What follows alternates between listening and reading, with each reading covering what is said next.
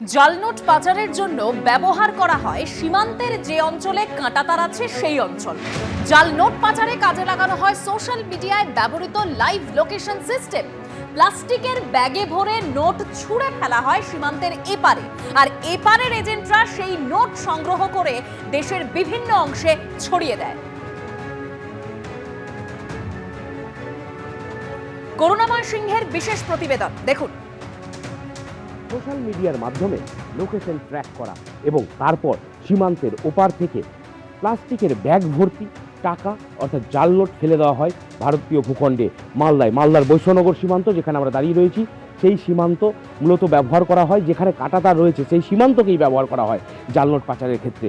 ওপার থেকে অর্থাৎ বাংলাদেশ থেকে জাল নোট প্লাস্টিকের ব্যাগে ভর্তি করে এপারে ফেলা হয় এবং তারপর এপারে যারা এজেন্ট রয়েছেন তারা সেই ব্যাগ সংগ্রহ করে নিয়ে যান এবং মালদা থেকে দেশের বিভিন্ন প্রান্তে এই জাল নোট ছড়িয়ে পড়ে। কাঁটাতারকে ব্যবহার করেই মূলত এই জাল নোটের কারবার চলতে থাকে মালদা জুড়ে এবং দেশ জুড়ে। করুণাময় সিংহ, এবিপি আনন্দ, মালদা। টাকা ফেললেই একেবারে ফুল প্যাকেজ আপনি ঢুকে যেতে পারবেন ভারতে, এই ব্যবস্থাই করা হয়েছে। আর এই পুরো পাচার চক্রের জাল ছড়িয়ে রয়েছে এই ভারতে, এই বাংলায়। বাংলাদেশ থেকে যে কারণে অনুপ্রবেশের সংখ্যা দিনকে দিন বাড়ছে। এই পরিস্থিতিতে গোয়েন্দাদের চিন্তা বাড়াচ্ছে দুই দেশের কাঁটাতারহীন সীমান্ত, কারণ এই জায়গা থেকেই ঢুকছে অনুপ্রবেশকারীরা। এর আগে এবিপি আনন্দর ক্যামেরায় ধরা পড়েছিল মুর্শিদাবাদে কাঁটাতারহীন সীমান্তের ছবি। একই ছবি ধরা পড়েছে নদিয়ায়। দেখতে পাচ্ছেন কোনো কাঁটাতার নেই। জমি জটের কারণে এখনো জেলার একাধিক জায়গায় ভারত বাংলাদেশ সীমান্তে কাঁটাতারের বেড়া নেই। হাঁসখালি ও ধানতলার প্রায় 8 কিলোমিটার জায়গা কাঁটাতারহীন, আর তার জেরে অনুপ্রবেশের সম্ভাবনা বাড়ছে বলে মনে করছেন গোয়েন্দারা। এই বছর বাংলাদেশ থেকে আসা 300 জন অনুপ্রবেশকারীকে গ্রেফতার করা হয়েছে। রুজু হয়েছে 80টি মামলা। অনুপ্রবেশের সাহায্যের অভিযোগে গ্রেফতার হয়েছেন 50 জন ভারতীয়। অনুপ্রবেশের ক্ষেত্রে গোয়েন্দাদের কাছে আশঙ্কা বাড়ায় সেটা হচ্ছে কাঁটাতারবিহীন যে এলাকাগুলো রয়েছে।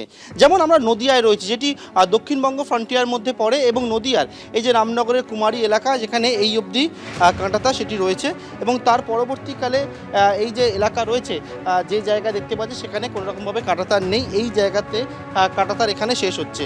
কারণ হিসেবে জানা যাচ্ছে যে এক হচ্ছে এখানে বেশ কিছু গ্রাম রয়েছে, ফলে কাঁটাতার দেওয়াতে সমস্যা। উল্টো দিকে নদী রয়েছে, ইছামতি নদী, এবং অনেকেই যে বিষয় সন্দেহ করেন বা যে বিষয় উঠে আসছে সেটা হচ্ছে নদিয়াতে একের পর এক যে গ্রেপ্তারির সংখ্যা বাড়ছে, অনুপ্রবেশকারীদের সংখ্যা বাড়ছে, সেটা হচ্ছে এই যে কাঁটাতারবিহীন যে এলাকাগুলো রয়েছে সেই এলাকা থেকে মূলত এই নদী পথ ধরে অনেকেই কিন্তু বাংলাদেশিরা তারা চলে আসে এদেশে, এবং আসার পরবর্তীকালে তারা কিন্তু এখানে এসে যে অনুপ্রবেশ করে এবং বেআইনি যে কাজ সেই কাজগুলোতে অনেকে লিপ্ত পরিণত হয়, তেমনটা গোয়েন্দারা জানতে পারছেন। তবে এক্ষেত্রে যে সমস্যা সেটা হচ্ছে কাঁটাতারবিহীন এলাকা।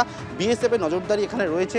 এখানে যে জায়গা দেখতে পাওয়া যাচ্ছে এই জায়গা এবং আরও বেশ কিছু জায়গা রয়েছে, যার মধ্যে নদিয়ার প্রায় 8 কিলোমিটার জায়গা রয়েছে এরকম কাঁটাতারবিহীন অবস্থায়, এবং সেক্ষেত্রে কিন্তু একের পর এক যে অনুপ্রবেশের সংখ্যা নদিয়াতে অনেকটাই বেশি, এবং সেক্ষেত্রে পুলিশ প্রশাসনের তরফ থেকে বলা হচ্ছে তারা কিন্তু ধরপাকড় চালায়, এবং এবছরে প্রায় 300 জন এমন বাংলাদেশিকে তারা গ্রেপ্তার করেছে যারা বেআইনিভাবে অনুপ্রবেশ করে এদেশে এসে থাকছিল। ক্যামেরা সন্দীপ পালের সঙ্গে পার্থপ্রতিম ঘোষ, এবিপি আনন্দ, নদিয়া।